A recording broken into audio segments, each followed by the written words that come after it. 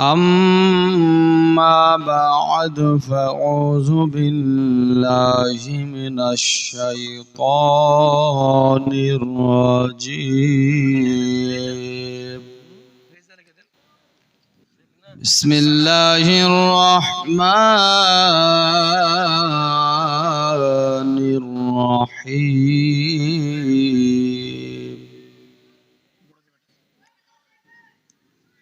قل إن كنتم تحبون الله فاتبعوني يحببكم الله.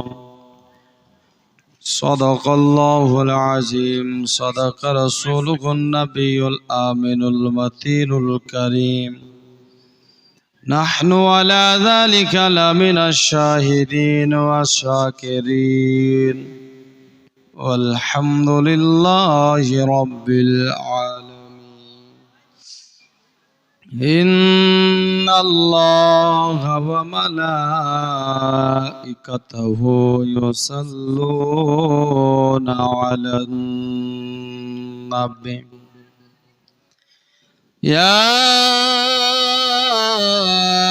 أيها الذين آمنوا صلوا عليه وسلموا تسليما. اللهم صل على মনিটরে sound দেন وعلى آل سيدنا وعلى آل খুলবে না আর একটু দিন কিছু ছাড়েন লাগছে না যে বক্তব্য দিচ্ছি মানে কানে লাগছে না وعلى آل سيدنا مولانا محمد আসমান সুন্দর জমিন সুন্দর আরো সুন্দর গাছপালা আসমান সুন্দর জমিন সুন্দর আরো সুন্দর গাছপালা তাহার চেয়ে বেশি সুন্দর দয়ার নবী মুস্তাফা। আল্লাহুম্মা সাল্লি আলা মাওলানা মুহাম্মদ ওয়া আলা আলি সাইয়্যিদিনা ওয়া আলা আলি سيدنا مولانا محمد صلى الله تعالى عليه وسلم. जय होक ब्रदर इस्लाम मुअज्जज सामाईन इकराम, अल्लाह तबारक व ताआलार लाख लाख शुक्रिया जे आज अपनी आमी सबाई ए पवित्र महफिले ঠান্ডার রাত্রিতে আসার এবং বসার তৌফিক দান পেয়েছি, তাই সকলে শুকরিয়া আদায় করি, বলি আলহামদুলিল্লাহি রাব্বিল আলামিন। তারপরে পরে আমিনার লাল মরদ লাল জেনার নাম এখানে ওখানে আসমানে জমিনে হাদিসে কোরআনে মুমিনের জবানে জবানে এ নবীকে হাজির ও নাজির জেনে আপনি আমি সকলে মিলে উচ্চ স্বরে ভক্তি ভরে মহাব্বতের সাথে একবার সকলে আরো বলুন আল্লাহুম্মা আমিন। ব্রাদার ইসলাম মুআজ্জাজ সামাঈন ইকরাম, আসুন আমি আয়াতে কারিমা তিলাওয়াত করেছি নবী সম্পর্কে, মোহাব্বত সম্পর্কে। তার আগে অভ্যাস মোতাবেক আসুন দু তিনটা ছন্দ, তারপর আমি আমার বক্তব্যকে এগিয়ে নিয়ে যাব।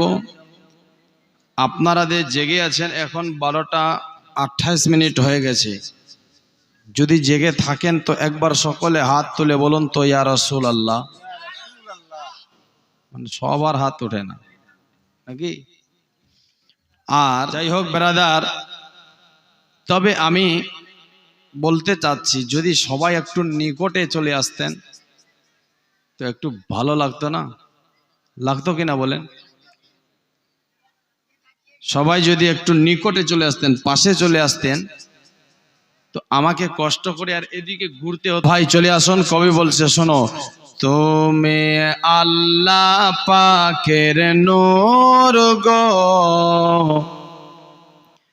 মা আমেনা বাগের ফুল, তুমি আল্লাহ পাকের নূর গো, মা আমেনা বাগের ফুল, তুমি আল্লাহ পাকের নূর গো, মা আমেনা বাগের ফুল। আর সকাল সন্ধ্যা মনে পড়ে রাসূলুল্লাহর কথা, আমি কি করিব ঘুরে বেড়াই, যায় না ঘরে থাকা। আর সকাল সন্ধ্যা মনে পড়ে রাসূলুল্লাহর কথা, আমি কি করিব ঘুরে বেড়াই, যায় না ঘরে থাকা। কে ও গো নবী দয়া করে,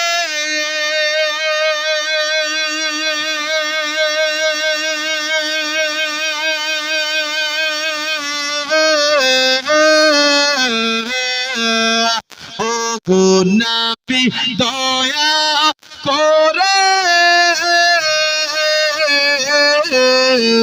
আমায় দেখতে দিও স্বপ্নে ঘরে, আর সারা জীবন রইব পরে, সারা জীবন রইব পরে তোমার পায়ের ধুল, তুমি আল্লাহ পাকের নূর গো, মা আমেনা বাগের ফুল, তুমি আল্লাহ পাকের নূর গো, মা আমেনা বাগের ফুল। একবার আরো জোরে সোরে বলুন সুবহানাল্লাহ। আর সবে কিছু পরে দেখলাম হাদিস কোরআনে, আর সবে কিছু তৈরি হলো দয়ার নবীর গুণে, সবে কিছু পরে দেখলাম হাদিস কোরআনে, আর সবে কিছু তৈরি হলো দয়ার নবীর গুণে। তুমি আল্লাহ পাকের এতই প্যারা,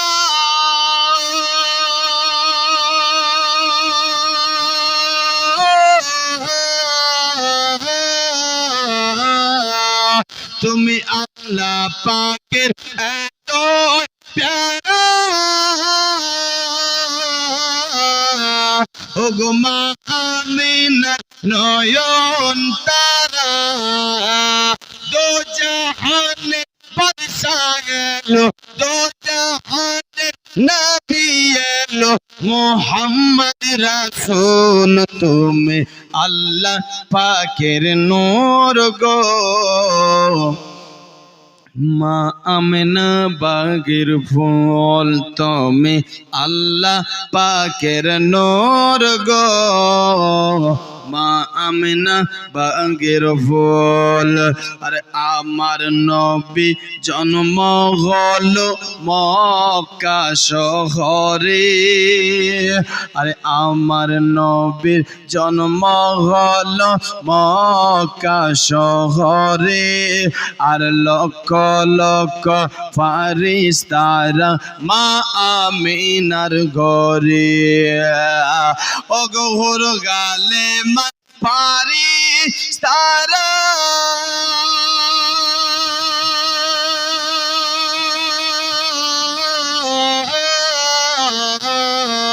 হোর গালিমাত ফারিস্তারা ও গো সালাম দে নবী কে তারা দো জাহানে বাদশাহ এলো দো জাহানে নবী এলো মোহাম্মদ রাসূল তুমি আল্লাহ পাকের নূর গো মা আমিনা বাগের ফুল তুমি আল্লাহ পাকের নূর গো মা আমিনা বাগের ফুল। যাই হোক ব্রাদার ইসলাম মুআজ্জাজ সামাইন,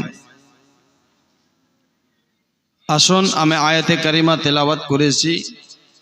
আল্লাহ তাবারক ওয়া তাআলা কোরআন পাকের মধ্যে ঘোষণা করে বলছেন, কুল ইন কুনতুম তুহিব্বুনাল্লাহ ফাত্তাবিউনি ইউহিব্বুকুমুল্লাহ। আল্লাহ বলছে, হে নবী তুমি বলে দাও, এ নবী তুমি জানিয়ে দাও, প্রচার করে দাও তোমার উম্মত উম্মতিদের কাছে, যদি খোদাকে রাজি করতে হয়, যদি খোদাকে আপন করতে চায়, তারা যেন তোমার ইত্তেবা করে, তারা যেন তোমাকে ভালোবেসে নেয়। হে বন্ধু, যে তোমাকে ভালোবাসবে, যে তোমার হয়ে যাবে, আমি আল্লাহ অটোমেটিক তার হয়ে যাব। জোরে বলুন সুবহানাল্লাহ। যে তোমার হবে, যে তোমাকে ভালোবাসবে, এ বন্ধু আমি আল্লাহ অটোমেটিক তাকে ভালোবাসবো, আমি আল্লাহ অটোমেটিক তার হয়ে যাব। দোস্ত বন্ধুগণ ভাই, এটাই শুধু নয়, আল্লাহ আরো বলছে যে আমার হাবিবের হবে, যে আমার বন্ধুর হবে, যে আমার আপনার বন্ধুর হবে, আমি যে তার হব, এটাই শুধু নয়, আরো বলছেন ইয়াগফিরু লাকুম যুনুবাকুম ওয়াল্লাহু গফুরুর রহিম। যে আমার বন্ধুর হবে, আমি আল্লাহ তার সাথে জিন্দেগির গুনাহ খাতাগুলোকে মাফ করে দিব। জোরে বলো, সাথে জিন্দেগির গুনাহ খাতাগুলোকে আমি আল্লাহ মাফ করে দিব, মাফ। দোস্ত বন্ধুগণ ভাই, তাহলে চিন্তা করুন, এখানে ভাবুন, ভালোবাসতে হবে বেশি কাকে? নবীকে। কতটা ভালোবাসতে হবে? জানের থেকেও বেশি, প্রাণের থেকেও বেশি, ঘর বাড়ির থেকেও বেশি, জমি জায়গার থেকেও বেশি, হীরা মুক্তার থেকেও বেশি, নিজের বেটার থেকেও বেশি, নিজের বেটির থেকেও বেশি, নিজের বাপ মায়ের থেকেও বেশি, নিজের বিবির থেকেও বেশি, নিজের জানের থেকেও বেশি ভালোবাসতে হবে সব থেকে আমার নবীকে বেশি ভালোবাসতে হবে, সব থেকে আমার নবীকে বেশি। দোস্ত বন্ধুগণ ভাই, তবে দেখুন, ভালো তো বাসতে হবে। ভালোবাসার নাম এটা নয় আপনি সুদের ব্যবসা করেন, ভালোবাসার নাম এটা নয় শরাব পান করেন, ভালোবাসার নাম এটা নয় মেলা সাজান, ভালোবাসার নাম এটা নয় বাজারে আপনি ঘুমেন, ভালোবাসার নাম এটা নয়। বেরাদার বন্ধুগণ ভাই, নামাজকে ছেড়ে দিন। এ মুসলমান, আজ মুসলমান তো নামাজ পড়ে না, আজ মুসলমান তো নামাজকে ছেড়ে দিয়েছে, আজ মুসলমান তো নামাজকে তরক করে দিয়েছে। আজ এই মুসলমান দাবি করছে আমি হলাম নবীর আশিক, আমি হলাম নবীর প্রেমিক, আমি হলাম নবীর দিওয়ানা। আপনি চিন্তা করে দেখুন, মুসলমান যে নামাজ ছেড়ে দেয়, যে সুদের ব্যবসা করে, যে হারাম ইনকাম করে, যে আপনার বেরাদার নাজায়েজ কাম করে, যে শরাব পান করে, বলো এ কি নবীর আশিক হতে পারে? এ নবীর আশিক হতে পারে না। মুসলমান ভাই, আজকে জলসা সাজিয়েছে, এই জলসা যদি আপনি বেরাদার 10 বছর না করেন তো কোন গুনাহগার হবেন? কোন গুনাহগার হবেন না, কোন পাপী হবেন না। কিন্তু মুসলমান এক ওয়াক্তের নামাজকে যদি জেনে শুনে ছেড়ে দিই তো অনেক বড় গুনাহগার হয়। অনেক বড় পাপী হয়। আপনি আমি নিজেকে নবীর আশিক দাবি করছি, নবীর প্রেমিক দাবি করছি। মুসলমান ভাই, আপনার থেকে বড় আশিক ছিল বেরাদার নবীর সাহাবাগণেরা। সাহাবাদের জিন্দেগি খুলে দেখো, তাদের কি জিন্দেগিতে কোনো নামাজ কাজা ছিল? বেরাদার আবু বকর সিদ্দিকের জিন্দেগি খুলে দেখুন, তার জিন্দেগিতে কি কোনো নামাজ কাজা ছিল? ওসমান গনির আপনার জিন্দেগি খুলে দেখুন, ওমরের জিন্দেগি খুলে দেখুন, আলীর জিন্দেগি খুলে দেখুন। বেরাদার এদের জিন্দেগিতে কোনো নামাজ কাজা ছিল নাকি? মুসলমান ভাই, আজ আপনি আমি নামাজকে ছেড়ে দিয়ে নিজেকে দাবি করছি নবীর প্রেমিক, নবীর আশিক। কেমন আশিক চিন্তা করে দেখুন। আরে নবীর আশিক তো সে হয় যে নামাজ পড়ে। নবী আমার বলছে নামাজটাই হলো আমি রাসূলুল্লাহর চোখের ঠান্ডা। জোরে বলুন, নামাজটা মুক্তার 5 বস্তা সিমেন্ট। আল্লাহ যেন ওনার দানকেও কবুল করে। বেরাদার বন্ধুগণ ভাই, এ ভালোবাসতেন সাহাবারা জানের থেকেও বেশি। আবু বকরের জিন্দেগি শুনেছেন হয়তো। বেরাদার বদরের যুদ্ধ হয়েছিলেন। কিসের যুদ্ধ? বদরের যুদ্ধ। এই বদরের যুদ্ধের সময় আবু বকর সিদ্দিক ছিলেন নবীর দিকে। কার দিকে? নবীর দিকে। আর হযরতে আপনার বেরাদার আবু বকর সিদ্দিকের যে বেটা ছিলেন সে ছিলেন নবী আপনার আবু জাহেলের দিকে। কার দিকে? সে ছিলেন আবু জাহেলের দিকে। কিন্তু এই আবু বকর সিদ্দিকের ছেলে যখন পরে ঈমান নিয়ে আসলেন, আব্বাকে বলছে, আব্বাকে কি বলছে? ও আব্বা, আপনার একটা জিনিস আমার বারবার মনে পড়ে। কি বেটা বলো? বলছেন আব্বা, কথা হলো এটা যে একদিন ওই যে বদরের ময়দানে যুদ্ধ হয়েছিল, আপনার প্রথম যুদ্ধ, আব্বা ওই সময় কিন্তু আমার তলোয়ারটা বারবার আপনার উপরে উঠেছিল, কিন্তু আমি আপনাকে ছেড়ে দিয়েছিলাম। কেন জানেন আব্বা? যে আপনি আমার আব্বা লাগেন। আপনাকে দেখে আমার মায়া হতো, আপনাকে দেখে আমার দয়া হতো আব্বা, এই জন্য আমি আপনাকে ছেড়ে দিয়েছিলাম। আবু বকর সিদ্দিকের জবাব শুনেন, আবু বকর সিদ্দিক বলছে, বেটা তুই তো ওই দিন আমাকে ছেড়ে দিয়েছিলি, তুই তো আমাকে আপনার আব্বা মনে করে ছেড়ে দিয়েছিলে। তোমার দয়া এসেছিল, তোমার মায়া এসেছিল, তোমার আপনার আব্বার প্রতি ভালোবাসা ছিল, যার কারণে তুমি ছেড়ে দিয়েছিলে। বেটা তোমার কিসমত ভালো ছিল, যদি ওই দিন আমার তলোয়ারটা তোমার গলার উপর উঠে যেত, বেটা আমি তোমাকে বেটা মনে করে ছেড়ে দিতাম না, দুশমনে রাসূল মনে করে আমি তোমার গলাটাকে কেটে দিতাম। জোরে বলুন সুবহানাল্লাহ। ওই দিন যদি ভাইজান আমার 200 টাকা দিয়েছে, আল্লাহ ওনার দানকে কবুল করো। বেরাদার আবু বকর এ ছিলেন আবু বকর যে নিজের বেটার থেকেও বেশি ভালোবাসতেন। জোরে বলো, কতটা ভালোবাসতেন? আসুন বেরাদার আমি আপনাকে একটুখানি শোনাই। আবু বকর সিদ্দিক জানের থেকেও বেশি, প্রাণের থেকেও বেশি। এই যে দেখেন আরেকজন 200 টাকা দিয়েছে, এইভাবে আসলে কি জলসা হয়? হ্যাঁ, আর মাদ্রাসার জলসা চান্দাও লাগে নাকি? চান্দারও দরকার আছে। যে কোনো বক্তার একটা সিস্টেম থাকে। আধা ঘন্টা পৌনে 1 ঘন্টা বক্তব্য হয়ে যাবে, অটোমেটিক বক্তা চাইতে লাগবে। কি বেরাদার মুআজ্জাজ সামাঈন কিরাম, আবু বকর সিদ্দিক, আসল সংক্ষেপে আমি বলতেছি, এ আবু বকর সিদ্দিক নিজের জানের থেকেও বেশি নবীকে ভালোবাসতেন। জোরে বলো, কতটা ভালোবাসতেন দেখেন। হিজরতের সময় আমার নবী মক্কাতে 53 বছর ছিলেন। কয় বছর? 53 বছর। আর তার মধ্যে 13টা বছর ইসলাম প্রচার করেছেন। কয় বছর? 13 বছর ইসলাম প্রচার করেছেন মক্কার মধ্যে। এই 13 বছরের মধ্যে নবীর অনেকই শত্রু, অনেকই দুশমন। আপনার তাইফ থেকে নিয়ে মক্কা পর্যন্ত নবী 13 বছর ধরে ইসলাম প্রচার করলেন, কিন্তু অনেক দুশমন, অনেক শত্রু নবীকে মারার জন্য রেডি, নবীকে পাইলে শেষ করে দেবে। কিন্তু ওই সময় আমার আল্লাহ বন্ধুকে হুকুম করেছে, বন্ধুকে অর্ডার করেছে, বন্ধু তুমি জায়গাটাকে চেঞ্জ করো। জোরে বলো। আমার আপনার নবী, দয়ার নবী, মায়ার নবী মুস্তাফা। বেরাদার, লম্বা ঘটনা আমি সংক্ষেপে একটু আপনাদের শোনাতে চাই, হয়তো আপনারা শুনেছেন। আমার নবী হিজরত করেছিলেন, মক্কা থেকে মদিনার দিকে গিয়েছিলেন, আপনার আবু বকর সিদ্দিককে সঙ্গে নিয়েছিল। বেরাদার, আবু বকর সিদ্দিককে সঙ্গে নিয়ে আমার নবী হিজরত করতেন, রওনা হয়ে গেছে, চলতে লেগেছে।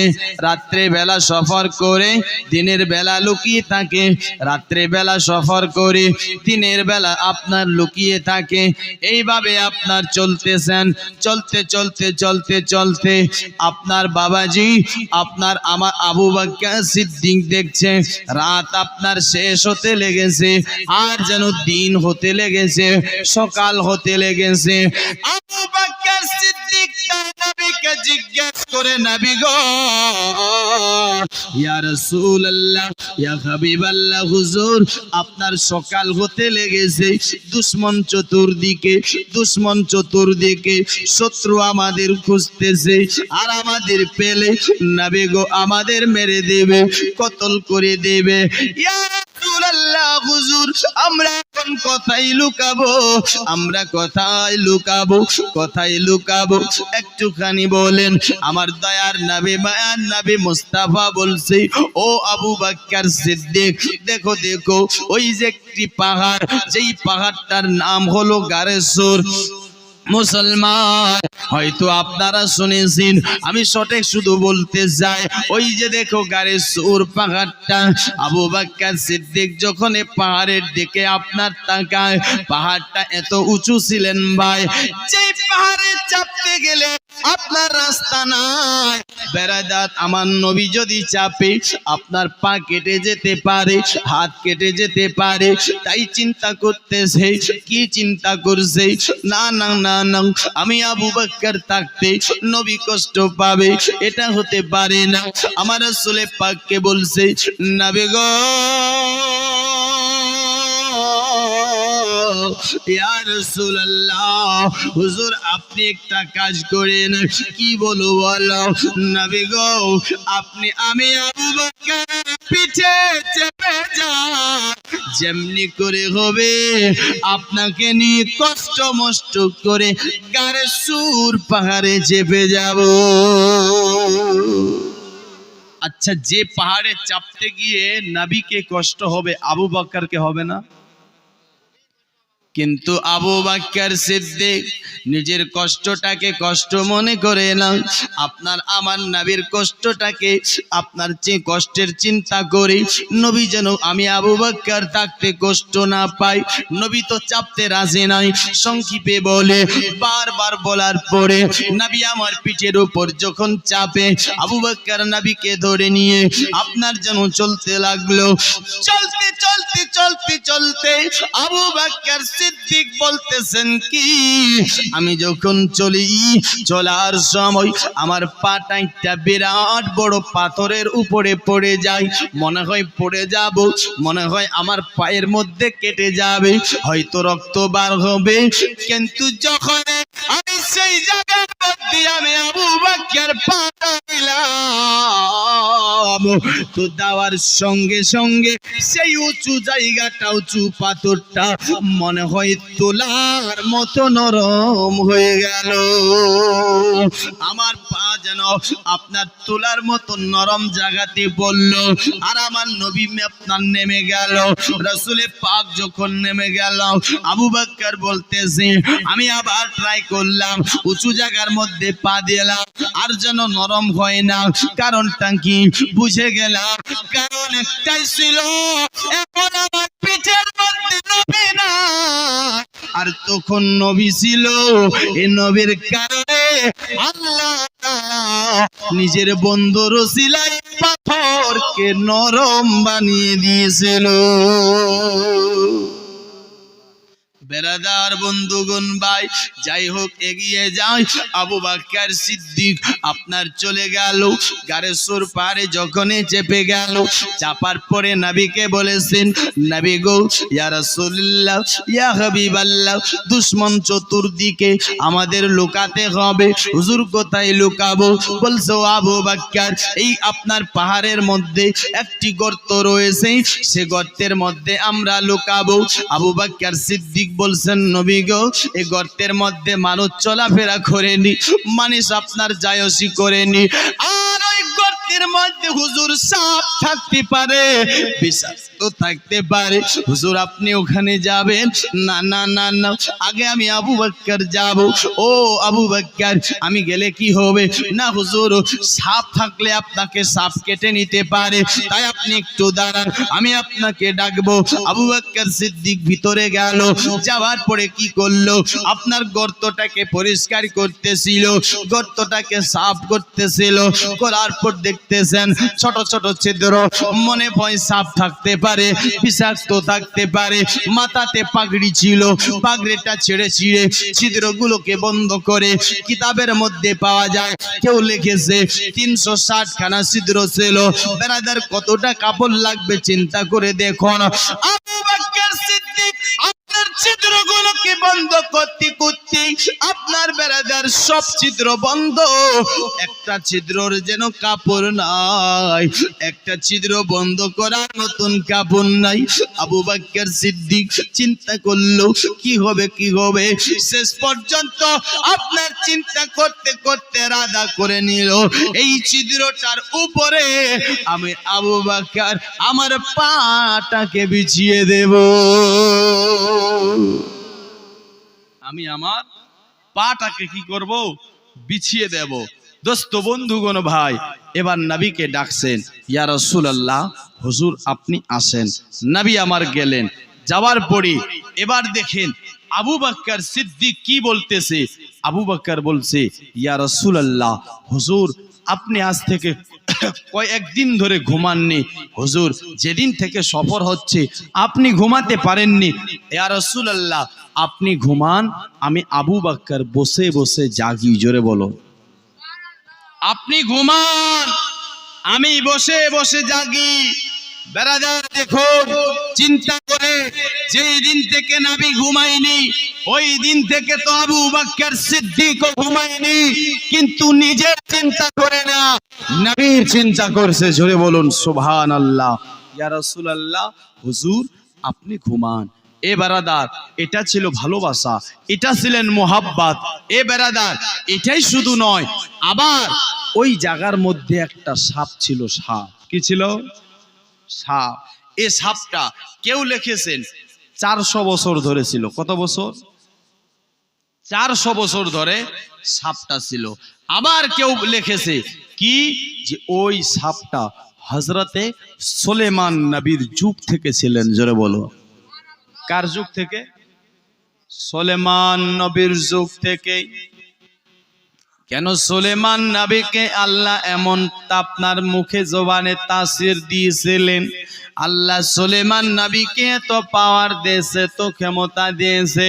সুলেমান নবী যখন ওয়াজ করতেন, বয়ান করতেন, বেরাদার জঙ্গলের পশু পাখিরা সবাই ছুটে আসতো। জোরে বলুন, বেরাদার জঙ্গলের পশুরা ছুটে আসতো, জঙ্গলের সাপেরা ছুটে আসতো, জঙ্গলের আপনার যেন বাঘেরা ছুটে আসতো, জঙ্গলের সকল আপনার জন্তু ছুটে আসতো, এবং কি দরিয়ার মাছ পর্যন্ত সুলেমান নবীর বয়ান শুনতে চলে আসতেন।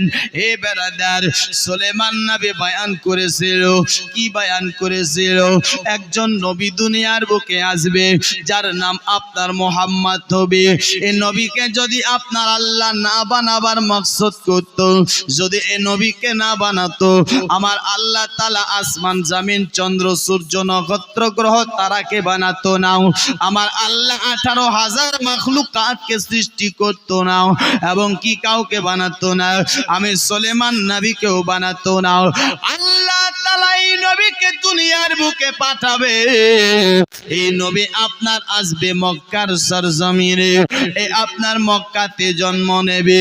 মক্কাতে আবার যখন ইসলাম প্রচার করার সময় আসবে, ইসলাম প্রচার করবে, তখন অনেক শত্রু হবে, অনেক দুশমন হবে।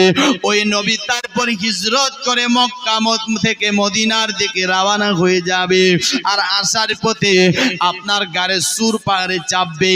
ওই পাহাড়ের মধ্যে আপনার চাপবে, ওখানে 3 দিন 3 রাত্রি আপনার কাটবে। আর ওই নবী যেই রাস্তা দিয়ে আপনার যাবে, ওই রাস্তাটা মুস্কু আম্বারে থেকে বেশি খুশবু হবে।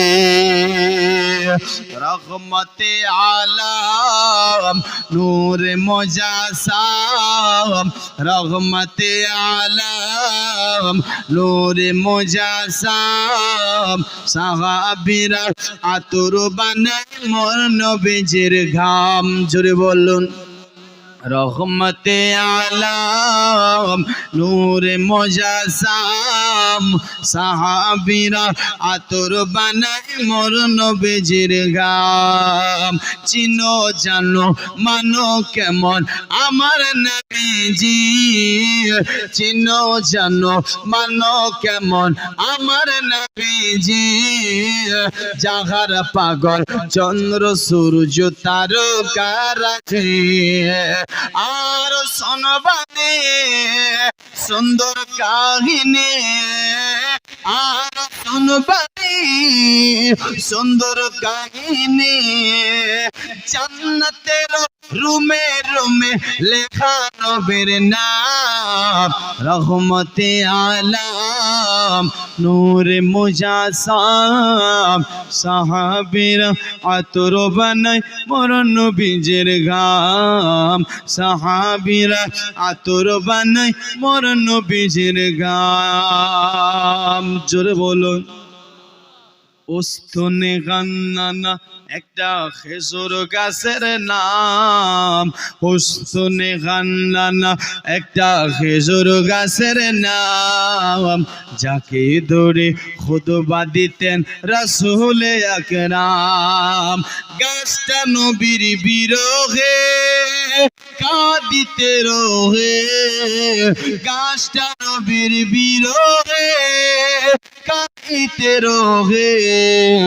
হতভাগা হলেন যত সাহাবা کرام, রহমতে আলম নূরে মুজাসসাম, সাহাবীরা আতর বানায় মোর নবীজির ঘাম। জোরে বলুন এ ব্রাদার, সুলাইমান নবী বয়ান করেছিলেন কি ওই নবী আপনার যে রাস্তা দিয়ে যাবে, ও রাস্তাটা মুস্কু আম্বারের থেকে বেশি খুশবু হবে। সাপটা আমার নবীকে দেখবে বলে আপনার এই সুলাইমান নবীর বয়ান শোনার পরে সেই জায়গাতে ওই গর্তের মধ্যে এসে হাজির হয়ে গেছে। কখন নবী আসবে, কখন আমি দেখব, কখন আমি দেখব মুসলমান ভাই, এটাই শুধু এরা দাও।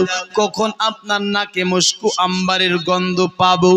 এ বেরাদার, আজকে নবী কিন্তু পৌঁছে গেছে সে গর্তের মধ্যে। আবু বকর সিদ্দিকের এই জায়গাতে মাথা রেখে আমার রাসূলে পাক যেন আরাম করছেন, ঘুমাচ্ছেন। আপনার আমার নবী যে পৌঁছে গেছে, সাপের নাকের মধ্যে যেন গন্ধ পৌঁছে গেছে। জোরে বলুন সুবহানাল্লাহ।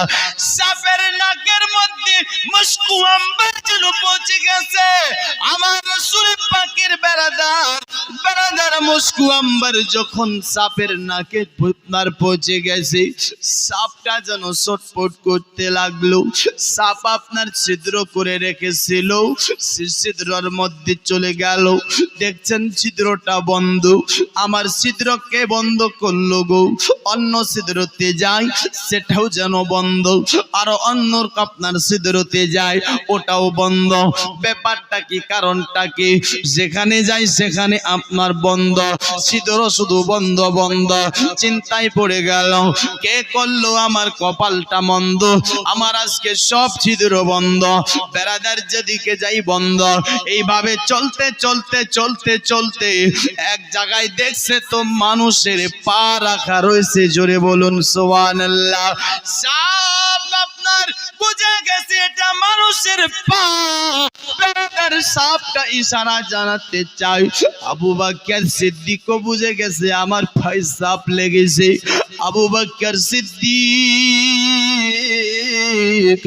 চিন্তা করছে এখন কি করব, সাপ তো আমার পায়ে চলে এসেছে, আমি যদি আপনার পাটা কাটিয়ে দিই আমার রাসূলের পাকের ঘুমটা ভেঙে যাবে, নবীর ঘুমটা ভেঙে যাবে, নবীর ঘুমটা ভেঙে যাবে, নবী কষ্ট পাবে, কষ্ট।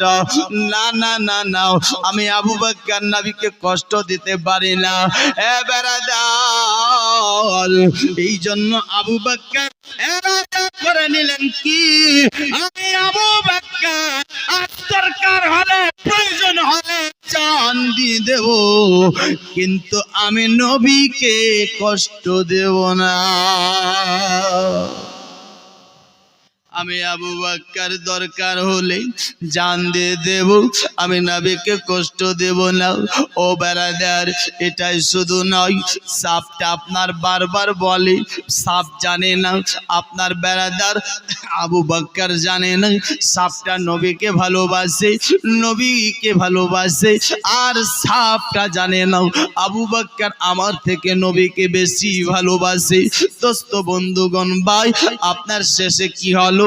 সাপ সহ্য করতে না পেরে আবু বকর সিদ্দিকের পায়ে সবল মেরে দিয়েছে। আবু বকর সিদ্দিকের পা কেটে নিয়েছে মুসলমান। বিষাক্ত পুরানা সাপের যন্ত্রণা সমস্ত শরীরের মধ্যে যেন ছড়িয়ে গেল, এত ছড়িয়ে গেল আর যেন সহ্য হয় না, আর যেন সহ্য করতে পারে না। এ মুসলমানেরা, সহ্য করা যায় না। কারণটা কি বেরাদার? কারণ এটাই, শুধু নবীর ভালোবাসা, শুধু নবীর মোহাব্বত। এ বেরাদার, আপনার যেন আবু বকর সিদ্দিক আপনার আর সহ্য করতে পারে না, তারপরও কিন্তু আপনার পা হাঁটায় না। আমার রাসূলের পাকের গাল মোবারকে আবু বকর সিদ্দিকের দু ফোঁটা চোখের পানি পড়ে গেল। আমার নবীর ঘুমটা ভেঙে গেল, আমার নবী আপনার জেগে গেল। আবু বকর সিদ্দিকের দিকে দেখে চোখে পানি। জিজ্ঞেস করি, আবু বকর ব্যাপারটা কি, তোমার চোখে কেন পানি একটুখানি আমি জানি। আবু বকর বলেছেন, নবী গো, ইয়া রাসূলুল্লাহ, ইয়া হাবিবাল্লাহ, হুজুর আমার পায়ে সাপ কেটে ফেলেছে গো। বেরাদার, আমার রাসূলে পাক বলে, আবু বকর কেমন করি? বলেন, নবী গো, এখানে অনেক ছিদ্র ছিল, আমি ছিদ্রগুলোকে বন্ধ করার পরই একটা ছিদ্র বেঁচে গিয়েছিল, আমি সেই ছিদ্রের উপর আমার পাটা রেখে দিয়েছিলাম। এই আবু বকর কেন রেখেছিলে? নবী গো, আপনার মহব্বতে, আপনার ভালোবাসায়। এ বেরাদার, আমার রাসূলে পাক বলছে, আবু বকর পা তো তুমি হাঁটিয়ে নিতে পারতে। বলে, নবী গো, আমি যদি পাটা হাঁটিয়ে নিতাম আপনার ঘুমটা ভেঙে যেত, আপনার ঘুম ভেঙে গেলে আপনি কষ্ট পেতেন। নবী গো, আমি এই জন্য এরাদা করেছি, আমি আবু বকর জান দেব, তবে নবীকে কষ্ট দেব না। আমার নবী বলে, আবু বকর তুমি নবীকে এতটাই ভালোবেসে ফেলেছো, এই নবী তোমাকে বলে যাচ্ছে, শুনো, এই সাপের যন্ত্রণায় তোমার আজ মৃত্যু হবে না। এত তুমি ভালোবাসো নবীকে, এই সাপের যন্ত্রণায় তোমার মৃত্যু হবে না। বলো, কোন জায়গায় তোমার সাপ কেটেছে? দোস্ত বন্ধুগণ ভাই, আপনার আমার নবী সেই জায়গার মধ্যে নিজের থুথু মোবারক আপনার নিয়ে আপনার সে কাটা আপনার দাগের মধ্যে লাগিয়ে দেয়। আবু বকর সিদ্দিক বলছে, আমার পাটা আগের থেকে আরো বেশি ভালো হয়ে যায়। জোরে বলুন সুবহানাল্লাহ। দোস্ত বন্ধুগণ ভাই, এ ছিলেন ভালোবাসা, এ ছিলেন মোহাব্বত। জানের থেকেও জানের পরোয়া করে না বেরাদার, নবীর চিন্তা করি, জানের থেকেও ভালোবাসতেন এ আবু বকর সিদ্দিক নবী। জোরে বলুন না জি। লাশটাই আমার পৌঁছে দিও মায়ের কাছেতে, লাশটাই আমার পৌঁছে দিও বাবা কাছেতে। একবার আর জোরে সোরে বলা যাবে সুবহানাল্লাহ। ও জন্মের পরে যেই কোলেতে রাখতো আমার মায়, সেই কলেমা থা রাখিয়া নিতে চাই বিদায়, সেই কলেমা থা রাখিয়া নিতে চাই বিদায়। ও আমার একটা নজর মাগো মা,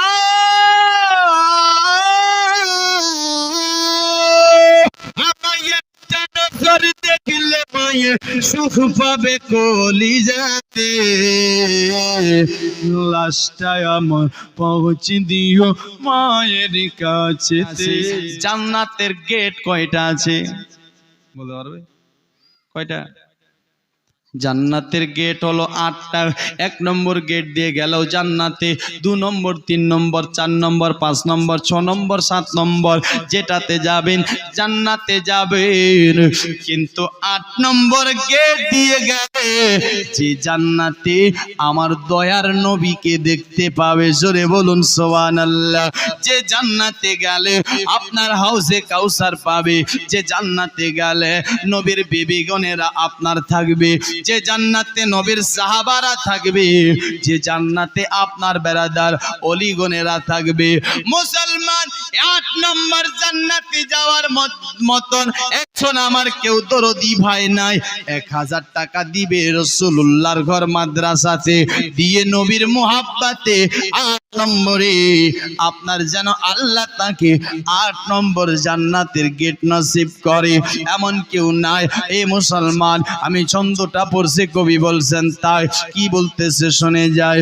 মাগো দুধের দাবি ক্ষমা করে দিও গো আমায়, আর তুমি ক্ষমা না করলে হবে কি উপায়? জোরে বলুন না ভাই। মাগো দুধের দাবি ক্ষমা করে দিও গো আমায়,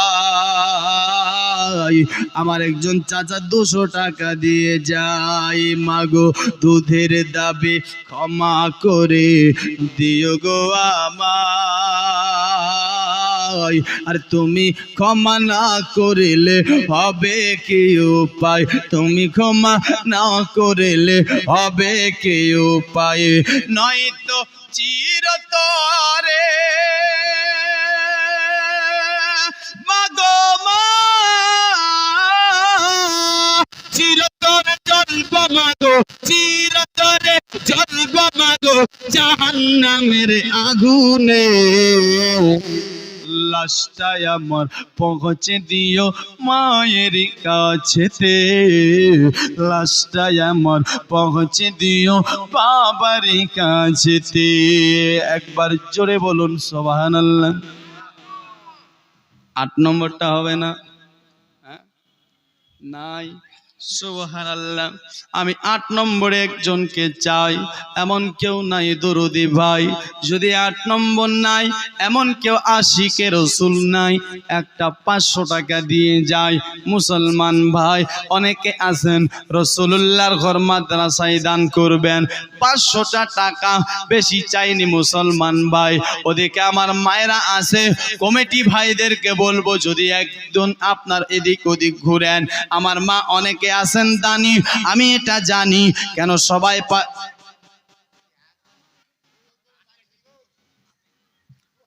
সুবহানাল্লাহ, মাশাআল্লাহ, জাযাকাল্লাহ। এ মুসলমান, আমি একটা 500 টাকা চেয়েছি। মাটির ভিতরে হবে ঘর রে মন আমার, কেন বাঁধো দালান ঘর। চাচা আবার 500 টাকা দিয়েছে। ও একদিন মাটির ভিতরে হবে ঘর রে মন আমার, কেন বা 10 কেজি গম। ও একদিন মাটির ভিতরে হবে ঘর। কি নাম চাচা? বেনামি দিয়েছেন 2000 টাকা। ও একদিন মাটির ভিতরে হবে ঘর রে মন আমার, কেন বাঁধো দালান ঘর রে মন আমার। 10 বস্তা সিমেন্ট লেখেন, ওই ওখানে লিখিয়ে দেন। আমার দাদা দিয়েছেন 500, সুবহানাল্লাহ। আরেকজন চাচা আমার দিয়েছেন 200। আল্লাহ দানকারীর ও মাতা পিতাকে সুখে রাখুন, কবরে নূরের টুপি পড়াইয়া। আরেকজন ছোট্ট ভাই আপনার দিয়েছেন আমার 200 টাকা। আল্লাহ এনার দানকেও কবুল করো। ও একদিন মাটির ভিতরে হবে ঘর রে মন আমার, কেন বাঁধো দালান ঘর।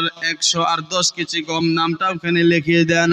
আরে প্রাণ পাখি উড়ে যাবে, আরে পিঞ্জির ছেড়ে, আরে ধরা দামে সবই রবে, তুমি যাবে চলে। বেনামি দিয়েছেন 500 টাকা। ও একদিন মাটির ভিতরে হবে ঘর রে মন আমার, কেন বাঁধো দালান ঘর।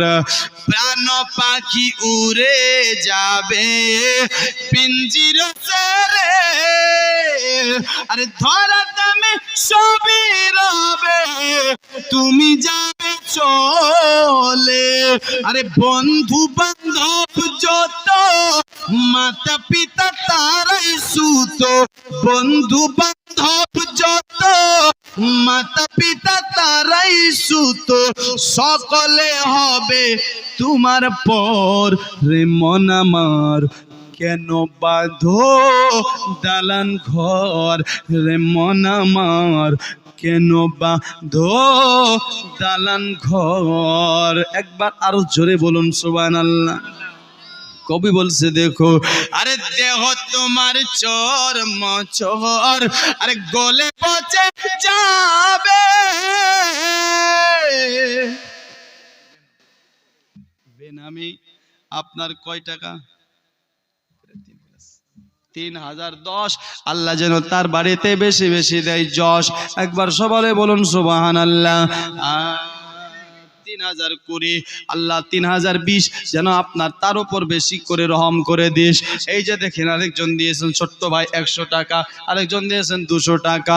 ও একদিন মাটির ভিতরে হবে ঘর রে মন আমার, কেন বাঁধো দালান ঘর রে মন আমার, কেন বাঁধো দালান ঘর। আরে দেহ তোমার চর্ম চর, আরে গলে পচে যাবে। সিরার উপর সিরা তুলি ছিন্ন ভিন্ন হবে, মন্টু মেরো দণ্ড সবই হবে খণ্ড খণ্ড। মন্টু মেরো দণ্ড সবই হবে খণ্ড খণ্ড, পরে রবে মাটির ভিতর রে মন আমার, কেন বাঁধো দালান ঘর। ও একদিন মাটির ভিতরে হবে ঘর রে মন আমার, কেন বাঁধো দালান ঘর রে মন আমার, কেন বাঁধো দালান ঘর। একবার জোরে বলুন সুবহানাল্লাহ। আসন বেরেন্দার একটুখানি এগিয়ে যায়। আমার রাসূল পাক যেই গর্তের মধ্যে লুকিয়ে রয়েছেন, সেই গর্তের মধ্যে আবার যেন মাকড়সা জাল বানিয়ে দিয়েছেন। জোরে বলুন সুবহানাল্লাহ। আবার সেখানে পাখিরা ডিম পারতেছে। যাকে আল্লাহ বাঁচা যায় তাকে দুনিয়ার কেউ মারতে পারে না, আর যাকে আমার আল্লাহ মারবে তাকে দুনিয়ার কোনো ডাক্তার বাঁচাতে পারে না। জোরে বলুন ঠিক কিনা? বেরাদার কেউ আমার, তাই বেরাদার ওখানে আমার রাসূলুল্লাহ আপনার গর্তের মধ্যে, আর আপনার চতুর্দিকে দুশমন শত্রু পৌঁছে গেছে, এবং কি এলান হয়ে গেছে, কাফিররা এলান করে দিয়েছে কি, যে আপনার মুহাম্মদকে কতল করতে পারবে, যে মুহাম্মদকে গ্রেফতার করতে পারবে তাকে আপনার 100 উট ইনাম দেওয়া হবে। মুসলমান, এই ইনামের জন্য গো দুনিয়ার মানুষ আপনার মক্কার সবাই পাগল হয়ে গেছে। একজন নাম, যার নাম হলো সুরাকা, বেরাদার ইনিও পৌঁছে যাচ্ছে। আবু বকর বলছেন নবী গো দেখেন না সুরাকা আসতেছে, সুরাকা আমাদের ধরে নেবে। আমার নবী বলছে আবু বকর চিন্তা করো না রে, যার সাথে আল্লাহ আছে তার কোনো ভয় নাই, তার কোনো চিন্তা নাই। এ মুসলমানেরা, যার সাথে আল্লাহ তাকে তার কোনো ভয় নাই। এই জন্য আপনাকে আমাকেও মুসলমান ভয় করতে হবে এক আল্লাহকে। কাকে ভয় করতে হবে? আল্লাহকে। আপনার আমার কিন্তু আল্লাহকে ভয় নাই। জালসা শুনবো সারা রাত্রি, ফজরের নামাজ কাজা, এই জালসা শুনে করে কোনো লাভ হয় না। হয় কি বলেন? জালসা শোনার মানেটা হলো কি? জালসা এই জন্য করা হয়, মানুষ আপনার আলিম উলামার মুখ দ্বারা, জবান দ্বারা কিছু কোরআন হাদিসের বাণী শুনবে, হেদায়েতের কথা শুনে ও আপনার সঠিক রাস্তায় আসবে। কিন্তু মানুষ আজকে 3 জন মিলে নাম বেনামি, যাই হোক 3 জন মিলে 10,000 দিয়েছেন। নারে তাকবীর, নারে রিসালাত। আসুন আমি একটু এগিয়ে যেতে চাই। সুরাকা আপনার যেন নবীর কাছে চলতেছে, নবীকে ধরবে বলে আমার আল্লাহর কাছে আমার নবী দোয়া করছেন, আল্লাহ রব্বুল আলামিন আমাদের হেফাজত করে নিও। আল্লাহ সুরাকা আমাদের ধরার জন্য আসতেছে। এ বেরাদার, আমি আপনার নবী আমার আপনার এমন দোয়া করেছি, আল্লাহ এই সুরাকার আপনার ঘোড়ার পাগুলো যেন জমিনে ঢুকে যায়। বেরাদার, আমার নবী দোয়া করতে নাই, ঘোড়াটার পাগুলো যেন জমিনের মধ্যে ঢুকে যায়। জোরে বলুন সুবহানাল্লাহ। এই বেরাদার আবার নবীর কাছ থেকে মাপ চাইলো। আমার লম্বা ঘটনা সংক্ষেপে বলছি। আবার দ্বিতীয়বার আবার চলছিলেন, আবার ঘোড়া ঢুকে গেল, আবার নবীর কাছে মাপ চাইলো। বেরাদার বন্ধুগণ ভাই, তৃতীয়বার আবার যেন তার মন বদলে গেল। শয়তান তাকে ভটকাচ্ছিল, শয়তান তাকে বলছিল কি, ও সুরাকা 100 উট পাবে রে, 100 উট কম নয়, তোর জিন্দেগি বদলে যাবে, তোর জিন্দেগিটা এসমস্তিতে কেটে যাবে, 100 উট ইনাম পাবে। যা যা একবার ট্রাই করে দেখ, একবার আপনার আরেকবার দেখ, তুই নবীকে আপনার নিশ্চয় ধরতে পারবি, এ মুহাম্মদকে। সুরাকা আবার গেল, নবী আমার আবার দোয়া করে, আমার আল্লাহর নবী যখন দোয়া করতেছেন, আবার সুরাকার পায়ের আপনার ঘোড়ার পা যেন জমিনে ঢুকে গেল, সুরাকা পড়ে গেল। সুরাকা বুঝে গেল এ সাধারণ কোনো মানুষ নয়, এ আল্লাহর নবী হবে, এ আখেরি নবী হবে। না না না, এর সঙ্গে আমার বেয়াদবি করা ঠিক হবে না। আমার রাসূলুল্লাহর কাছে মাপ চাই, ক্ষমা চাই। হুজুর বেয়াদবি করেছি, হুজুর আমাকে মাফ করে দিন, হুজুর আমাকে ক্ষমা করে দিন, হুজুর আপনি আমাকে আপনার কালিমা পড়ে মুসলমান বানিয়ে দিন। বাবাজি, এটাই শুধু নয়, আসুন আমার নবী মুস্তাফা আবার সফর করতেছে, হিজরত করে মদিনার দিকে চলতেছে। চলতে চলতে চলতে চলতে আমার রাসূলুল্লাহ আপনার যখন চলতেছে, বেরাদার 3 দিন 3 রাত এক বুন পানি মুখে দিতে পারেনি, 3 দিন 3 রাত একটা আপনার লুকমা খাবার পেটে দিতে পারেনি। নবী আমার চলতে পারে না, নবী আমার আপনার যেতে পারে না। কেন? নবী আমার ঘোড়ার উপর সফর কম করতেন, নবী আমার হেঁটে হেঁটে যেতেন। কেন জানেন? যে আমি আপনার এই ঘোড়াটাও তো একটা আপনার জীব, এরও তো আপনার জান আছে, এর উপর যদি সব সময় চড়ে যাই, চেপে যায়, ঘোড়াটাও তো কষ্ট পাবে। যার কারণে আপনার বেড়াদার ঘোড়ার উপর চাপতেন কম, আমার নবী হেঁটে হেঁটে বেশি যেতেন ঘোড়াকে আপনার ধরে ধরে। এ বেড়াদার বন্ধুগণ, ভাইরা, বাবাজিরা, আমার রাসূলুল্লাহ আপনার আবু বকর সিদ্দিককে বলছেন, আবু বকর একটা বাড়ি তলাশ করু, যদি একটা খিমা মতন বাড়ি পাই, আমরা সেই জায়গার মধ্যে একটু রেস্ট নেব, সে জায়গাতে একটু আরাম করব, সেখানে একটু পানি পান করব, একটুখানি দেখো। আবু বকর যেন দেখতে লাগলো, তো একটা বাড়ি পাওয়া গেল। ওই বাড়িটা আপনার ছোট্ট একটা ঝোপড়ি বাঁধে ছিল। মুসলমান ভাই আওয়াজ দিলেন, আবু বকর, ওই বাড়ির মধ্যে একটা মেয়ে ছিল, যে মেয়েটার নাম ছিল উম্মে মা'বাদ। এ বারাদার বন্ধুগণ ভাই, উম্মে মা'বাদ আপনার ভিতর থেকে বলছেন কে? আবু বকর সিদ্দিক বলছে, আমরা মুসাফির, আমাদেরকে একটু পানি দেওয়া যাবে? পানি? উম্মে মা'বাদ বলতেছে, আমার খিমাতে তো পানি নাই, আমার স্বামী গিয়েছে বকরি চড়াতে, তবে আমার স্বামী বকরি চড়ার পর ওদিক থেকে পানি নিয়ে আসবে, বর্তমান পানি নাই, পানি নাই। এমনি সময় ওখানে একটা বকরি ছিলেন, বকরি, যে বকরিটা চলতে পারতেন না, যে বকরিটা আপনার বেড়াদার কমজোর ছিল, যে বকরিটা দুর্বলতা ছিল, যে বকরিটা আপনার উঠলে বসতে পারে না, বসলে উঠতে পারে না। এ বেড়াদার, আবার কেউ লেখেছে একটা পা যেন আপনার ভাঙ্গা ছিল। এ মুসলমান, আপনার সেই ভাঙ্গা পা, ও বকরি দুধ দিতেন না। নবী আমার আবু বকর সিদ্দিককে বলছে, আবু বকর একটু মেয়েটাকে বলতো এই বকরিটা কি দুধ দেয় নাকি? বেরাদার আবু বকর জিজ্ঞেস করে, ওই মেয়েটা বলছে, না, এই বকরি দুধ কেমন করে দেবে? বকরি তো আবার চলতেই পারে না, আর দুধ কেমন করে দেবে? না না, এ বকরি দুধ দেয় না, দুধ দেয় না।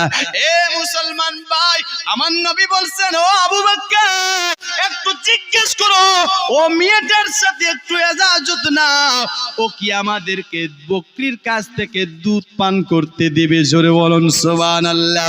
দোস্ত বন্ধুগণ ভাই, আবু বকর জিজ্ঞেস করে, ও মেয়েটা, এই বকরির কাছ থেকে কি আমাদের একটু ইজাজত দিবেন দুধ আপনার পান করার? মেয়েটা বলছে, তোমরা কেমন মানুষ, বকরি চলতে পারে না, ওই বকরির কাছ থেকে দুধ পান করতে যাও? আমার নবী বলছেন, আবু বকর শুধু ইজাজতটা নাও, বাকিটা আমি দেখছি। জোরে বলুন না, শুধু ইজাজতটা নাও, বাকিটা আমি দেখছি। আবু বকর সিদ্দিক বলতেছে, ও মেয়েটা, তুমি কি একটু ইজাজত দেবে না? উম্মে মা'বাদ বেরাদার রেগে যাচ্ছে, কেমন লোকেরা গো, যে বকরি চলতে পারে না, যে বকরি উঠতে পারে না, বসতে পারে না, দুধ দেয় না, ওই বকরির কাছ থেকে দুধ আপনার নিতে যায়। শেষ পর্যন্ত মেয়েটা রাগ করে ইজাজত দিল, ঠিক আছে, তোমরা পারলে দুধ বার করো। এ মুসলমান ভাই, আমার নবী যখন ইজাজত পেল গো, আমার নবী বলছেন, আবু বকর দুধ যদি বার করা হয় তো একটা বর্তন লাগবে। জোরে বলুন, একটা বর্তন দিতে বলো, একটা ভাড়া দিতে বলো। এ মুসলমান, আপনার একটা ভাড়া দিল, বেরাদার ছোট্ট একটা ভাড়া রাগ করে দিল, বকরি তো আমার দুধ দেয় না, এরা কেমন মানুষ, কোথায় থেকে এসেছে? এ মুসলমানেরা, ও মেয়েটা আপনার ভাড়া দিল, আমার রাসূলুল্লাহ বলছে, আবু বকর এত ছোট ভাড়া হবে না, এত ছোট বর্তন চলবে না, একটু বড় দিতে বলো। জোরে বলো, একটু বড় দিতে বলো। বেরাদার বন্ধুগণ ভাই, এ মুসলমান, আপনার ওই মেয়েটা আবার কি করলেন জানেন? ও মেয়েটা রাগ করে বাড়িতে একটা মশকিজা ছিল বড় পানি রাখার জন্য, ওই মশকিজাটাকে যেন দিয়ে দিল। আমার নবী বলছে, এবার ঠিক আছে, এবার ঠিক আছে, এ বেরাদার, আপনারও মাস্কি জানিয়ে আমার নবী যেন বকরির কাছে গেছে। বকরির কাছে যাওয়ার পরে ও বকরির উপরে হাতটা আমার নবী রেখে দিয়ে বল, আপনার কি যেন আপনার পড়লো, পরে আপনার ফু মেরে দিল। যত অসুস্থতা ছিল সমস্ত বেমারি আপনার সুস্থ হয়ে গেল। জোরে বলুন সুবহানাল্লাহ। সমস্ত বেমার দূর হয়ে গেল। ছাগলটা আপনার চলতে লাগলো, যে বকরিটা চলতে পারছিলেন না ও বকরি চলতে লাগলো। এবং কি নিজের ভাষায় বলতে চাচ্ছেন, নবী গো, ও নবী, আপনাকে আমার মালকানি চিনতে পারেনি, কিন্তু আমি বকরি চিনে গেছি, আপনি আল্লাহর নবী। আমি বকরি চিনে গেছে। বকরি যেন দুধ দিতে লাগলো, দুধ দিতে দিতে যেন মস্কিজা ভরে গেল। আরো জোরে বলুন সুবহানাল্লাহ। মস্কিটা যেন বজাই হয়ে গেল, মস্কিজা তো ভরে গেল। ভরে যাওয়ার পরে আমার নবী পান করলেন এবং আবু বকর পান করল। মনের মতন পান করে আপনার ও মস্কিজা আবারও মেয়েটাকে দিয়ে দিল। মেয়েটাও আপনার পেট ভরে পান করলো।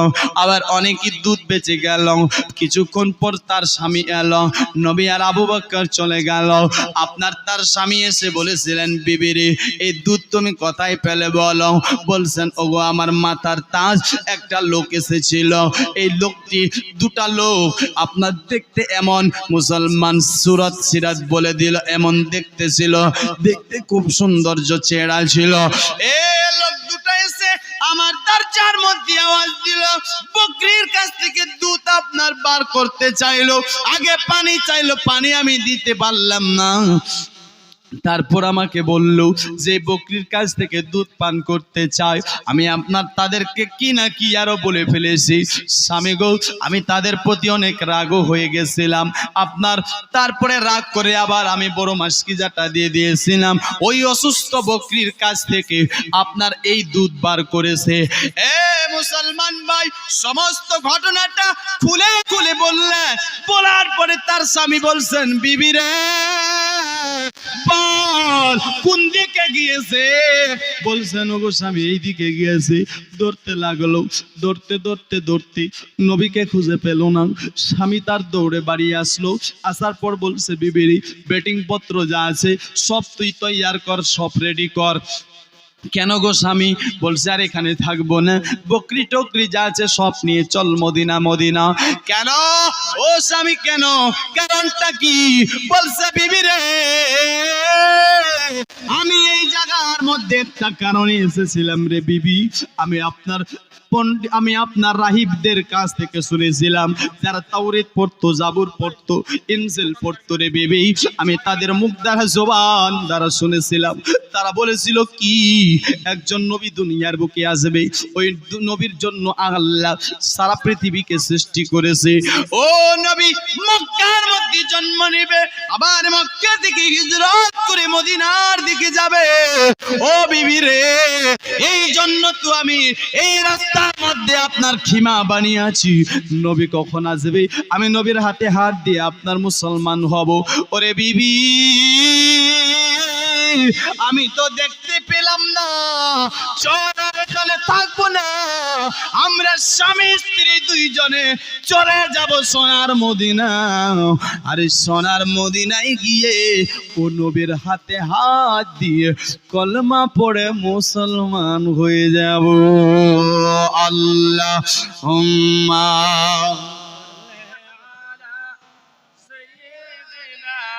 মাওলানা মুহাম্মদ ওয়া আলা আলি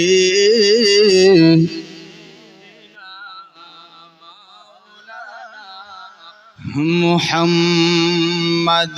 ভালোবাসার জায়গা মদিনা, ভালো লাগার জায়গা মদিনা। জোরে বলো। একজন 1000 টাকা দিয়েছে, আল্লাহ উনার দানকে কবুল করুক, মনের আশা পূর্ণ করুক, জিন্দগির বালা মুসিবতকে দূর করো। ভালোবাসার জায়গা মদিনা, ভালো লাগার জায়গা মদিনা, ভালোবাসার জায়গা মদিনা, ভালো লাগার জায়গা মদিনা। এতই সুন্দর জায়গা কোথাও দেখি না, জোরে বলো, এতই সুন্দর জায়গা কোথাও দেখি না, সাজিয়েছেন দয়াল রাব্বানা, ভালোবাসার জায়গা মদিনা, ভালো লাগার জায়গা মদিনা, ভালোবাসার জায়গা মদিনা।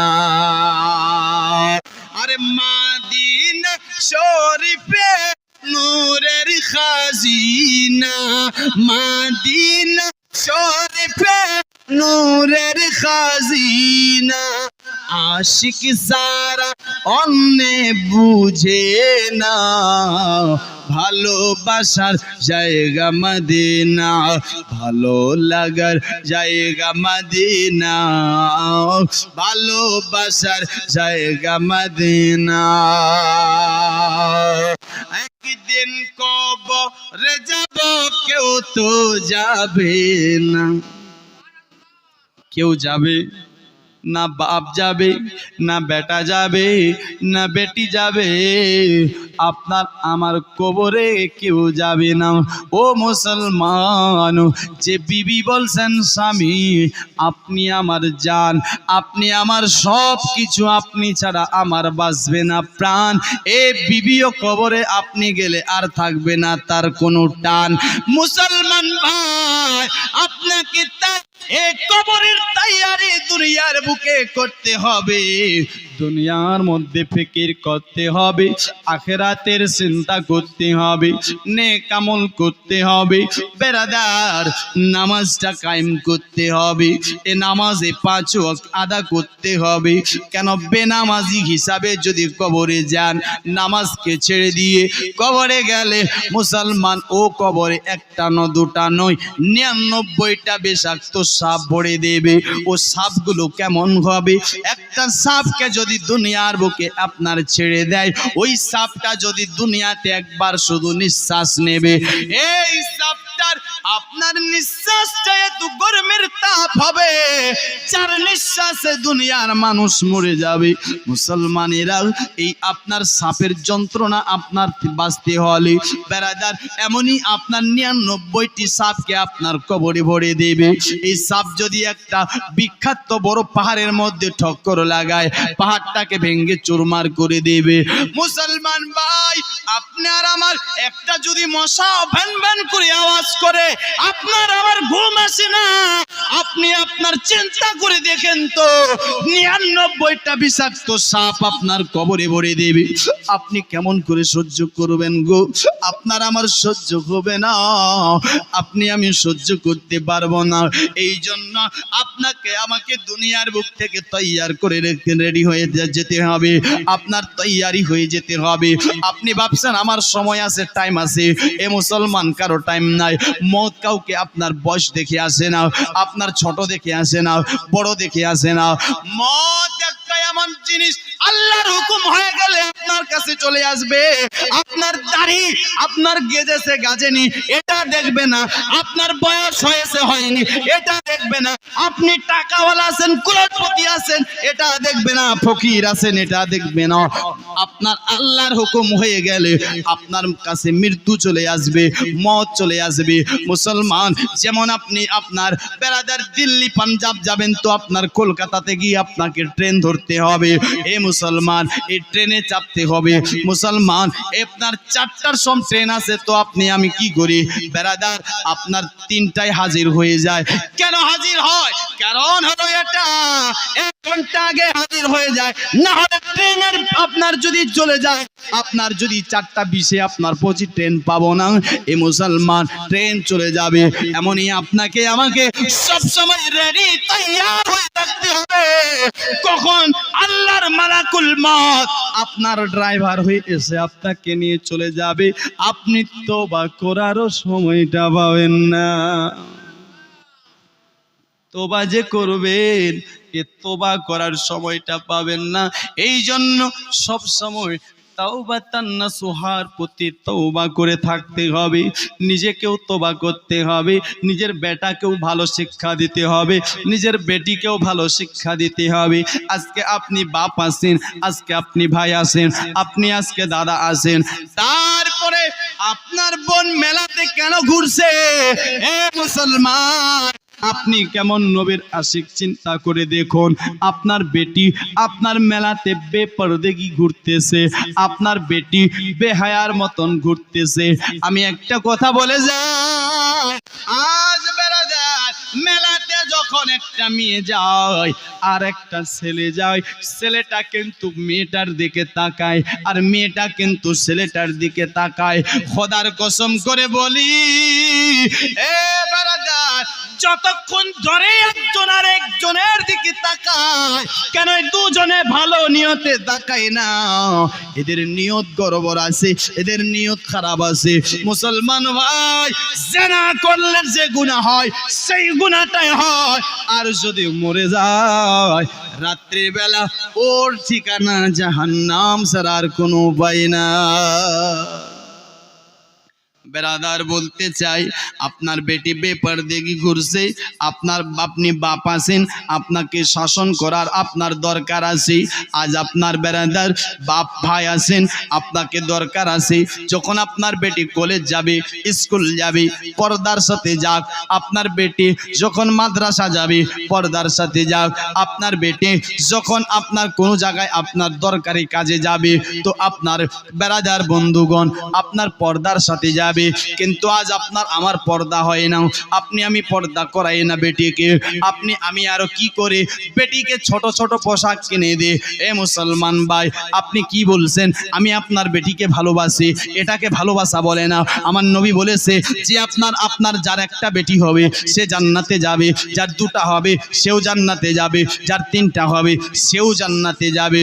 তবে এমন নয় যে আপনি আপনার বেটিকে আপনার ছোট্ট কাপড় পরে আপনি বলতে চান আমার 4টা বেটি 5টা বেটি আমি জান্নাতি। নবী তো বলেছে না মুসলমান, আপনার 3টা বেটি আছে বা একটা আছে, ওই বেটিকে ছোট থেকে বড় করবেন।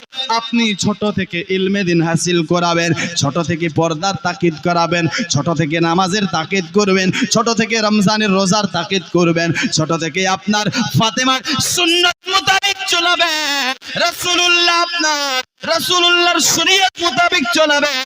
এ মুসলমান, এইভাবে ছোট থেকে বড় করে লেখাপড়া করে সুন্দর করে আদবের শিক্ষা দিয়ে যদি ওই বেটিকে বিয়ে দিতে পারেন, আমার নবী বলছে ওই লোকটা যার বেটি আছে সে জান্নাতি,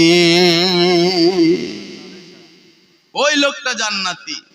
আর এমনি আপনার যদি 100 বেটি হয়, বেপরদেগিতে ঘুরে আপনি জান্নাতের হকদার হতে পারেন না।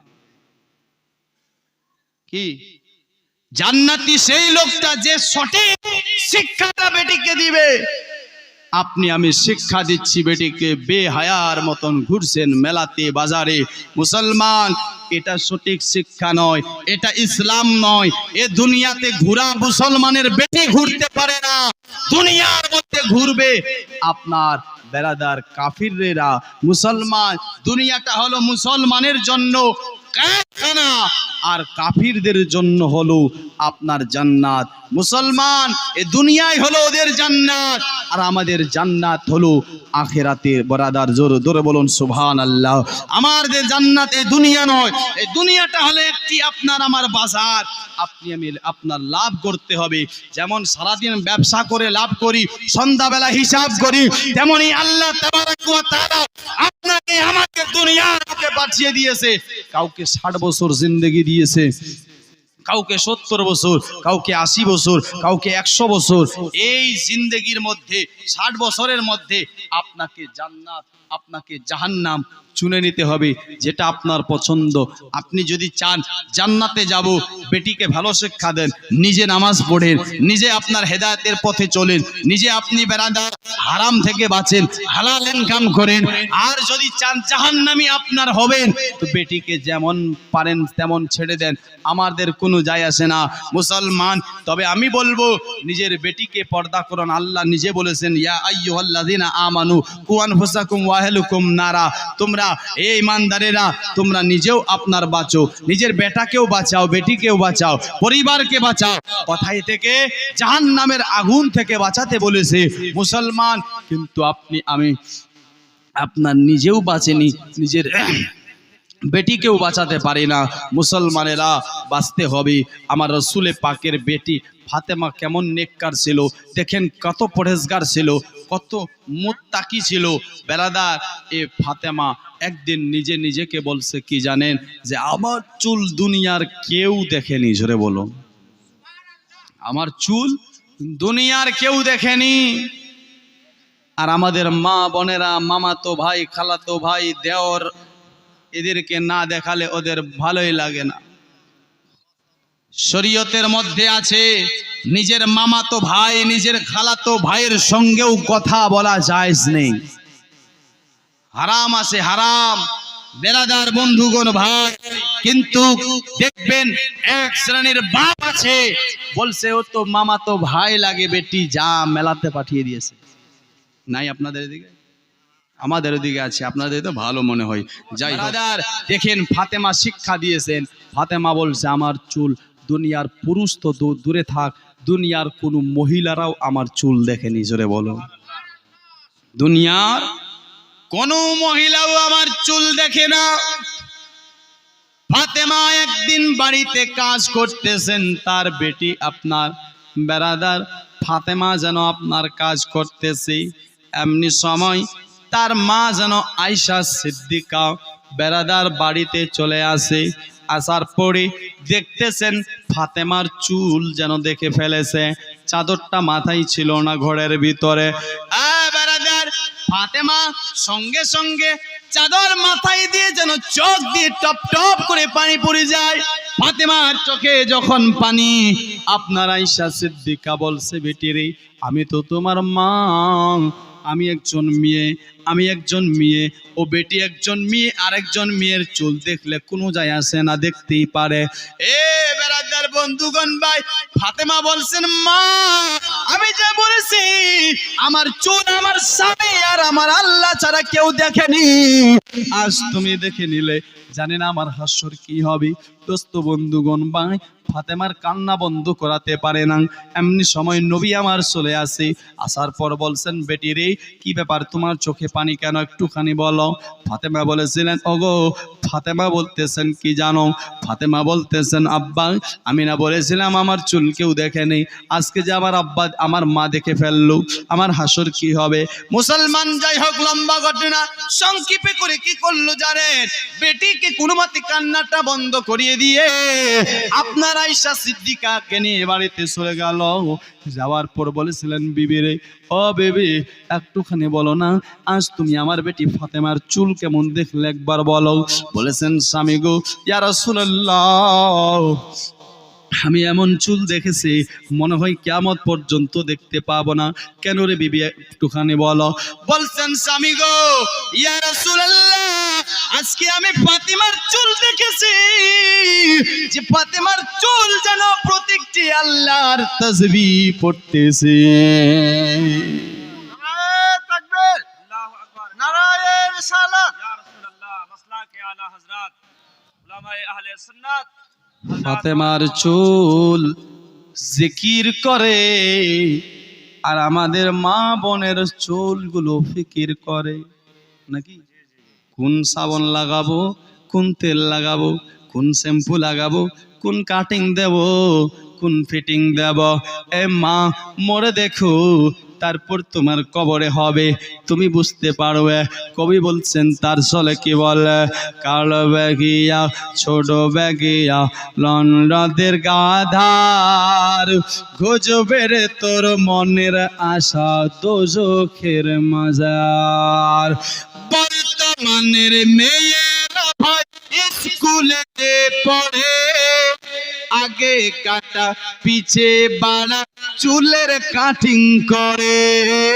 বর্তমানের মেয়েরা ভাই স্কুলেতে পড়ে, আগে কাটা পিছে বাড়া চুলের কাটিং করে।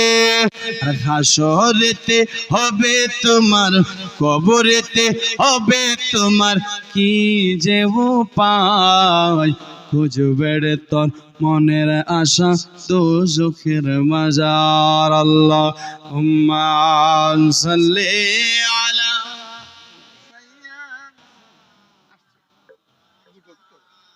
মুহাম্মদ ওয়া আলা আলি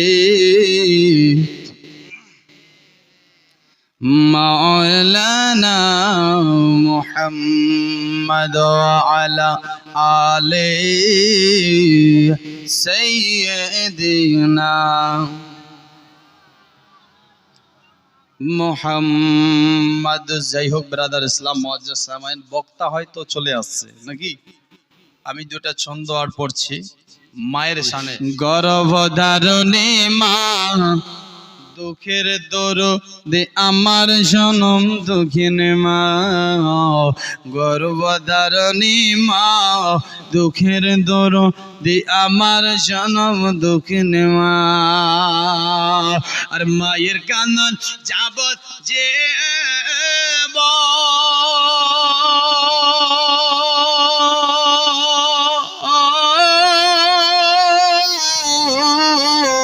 আর দুই চার মাসে বনের কান্দন রে, আজি ঘর পরিবার রের কান্দন কয়েক দিন পর থাকে না, একটু জোরে হবে না।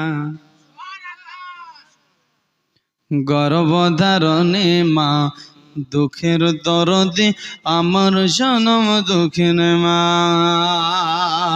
আর 10 মাস 10 দিন ধরে গর্ভেতে সাতাই, রক্ত মাংস খেয়ে মায়ের ভবে এলাম ভাই, বমি হইয়া আমি উঠিলাম কান্দিয়া, শান্তি করাইলো আমায় বুকের দুধ দিয়া। আর মায়ের প্রসাবের কালে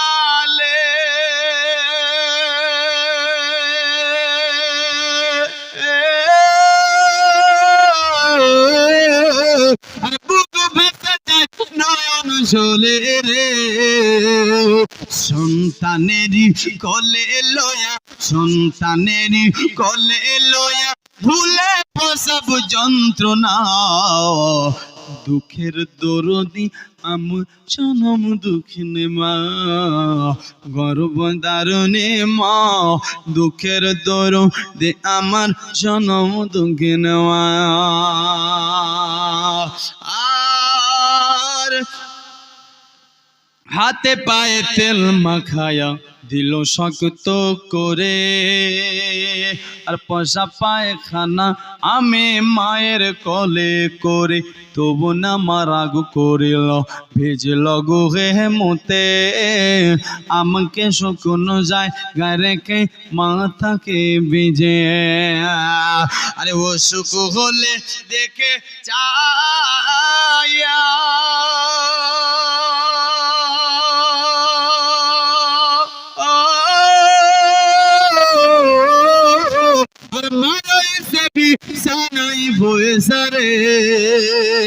আমারে আল্লাহ নিয়ে জিও, আমারে আল্লাহ নিয়ে জিও, সন্তানেরই নিও না।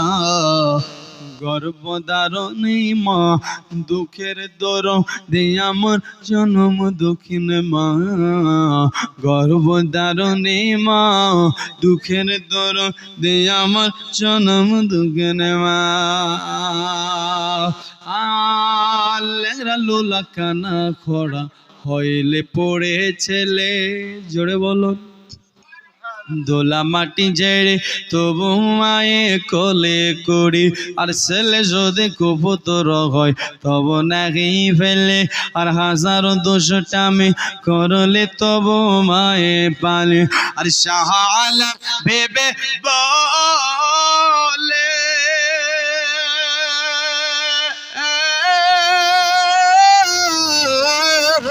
আর জান্নাতি মায়ের পায়ের তলে দেখ বুখারী হাদিস খুলে আর দেখ বুখারী হাদিস খুলে করছে নবী ঘোষণা দুঃখের দরদি আমার সনম দুঃখিনা মা গর্ভধারণী মা দুঃখের দরদি আমার সনম দুঃখিনা মা উম্মের সরিয়ে বলবো माशाअल्लाह मेरे सोरिए दिल जोड़िए मदीना बेचैन वालिए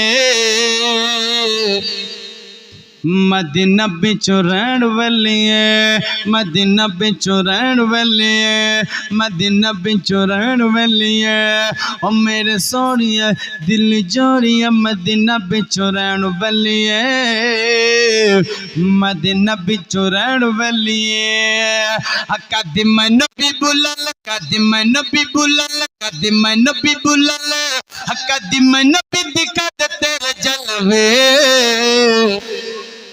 मदीना बेचैन वाले मदीना बेचैन वाले पल पल पल पल पल पल तेरी याद मेरे दिल को सवार दे दिल को सवार दे दिल को सवार दे दिल को सवार दे तन मनो आका तुझ पे गिवार दे तुझ पे गिवार दे तुझ पे गिवार दे तुझ पे गिवार दे हसनो हसनो हसनो सबुजे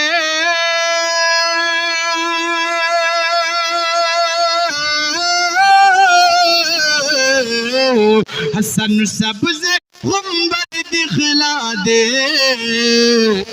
मदीना बेचैन वालिए मदीना बेचैन वाले थोड़ा सा जोरे बोलिए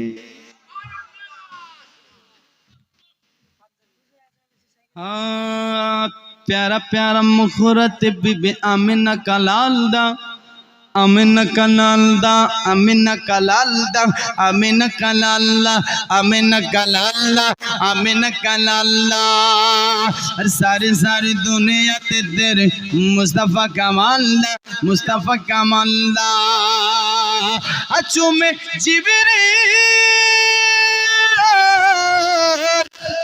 जिबरे पर्दा तलवे मदीना बेचैन वालिए একবার জোরে বলুন সুবহানাল্লাহ আরেকবার হাত তুলে বলুন ইয়া রাসূলুল্লাহ আমি গজল এই জন্য পড়ছি গজলে কিন্তু শক্তি আরো বেশি লাগে বুঝলেন কি না এইটা সময় একটা এরকম ঘুমের সময় হ্যাঁ এই ঘুমটা ভাঙার জন্য গজলটা পড়ছি আশা যে ততক্ষণ বক্তাটা চলে আসবে ব্যাস দুই একটা গজলে পড়ছি একবার জোরে আর মহব্বতের সাথে বলুন সুবহানাল্লাহ আরেকবার বলুন ইয়া রাসূলুল্লাহ মা তুমি কেমন আছো অন্ধকার কবরে তোমার জন্য কান্দে অন্তর দুই চোখের পানি ঝরে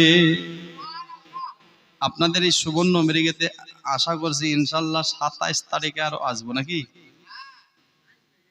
27 তারিখে ইনশাল্লাহ আরো আসবো আরেকটা প্রোগ্রাম আছে হয়তো আপনারা জানেন না কিন্তু আমি জানি ওটা আমি আছি আর কি যাই হোক ওটা বলে দিলাম আপনাদের একবার জোরে বলুন সুবহানাল্লাহ তোমার জন্য কান্দে অন্তর তুই চোখের পানি ঝরে মা তুমি কে কেমন আছো মা তুমি কেমন আছো অন্ধকার কবরে তোমার জন্য কান্দে অন্তর দুই চোখের পানি ঝরে তোমার জন্য কান্দে অন্তর দুই চোখের পানি ঝরে ছোটবেলার কথা আরে পরে যখন মনে আরে বসে বসে কান্দি মাগো পানি দুই নয়নে আমার দুঃখ বুঝার মতো আমার দুঃখ বুঝার মতো কেউ নাই সংসারে তোমার জন্য কান্দে অন্তর দুই চোখের পানি ঝরে তোমার জন্য কান্দে অন্তর দুই চোখের পানি ঝরে আর যে মায়ে পালন করলো খাওয়াই বুকের দুধ সে মাকে একটুখানি দিতে পারিনি শুয়াইয়া দিলাম মাকে শুয়াইয়া দিলাম মাকে মাটির ঘরে তোমার জন্য কান্দে অন্তর দুই চোখের পানি ঝরে মা তোমার জন্য কান্দে অন্তর দুই চোখের পানি ঝরে মা তুমি কেমন আছো অন্ধকার কবরে তোমার জন্য কান্দে অন্তর দুই চোখের পানি ঝরে তোমার জন্য কান্দে অন্তর দুই চোখের পানি ঝরে আরে খোকা বলে যখন আমায় ডাকি তোমায় দুঃখ কষ্ট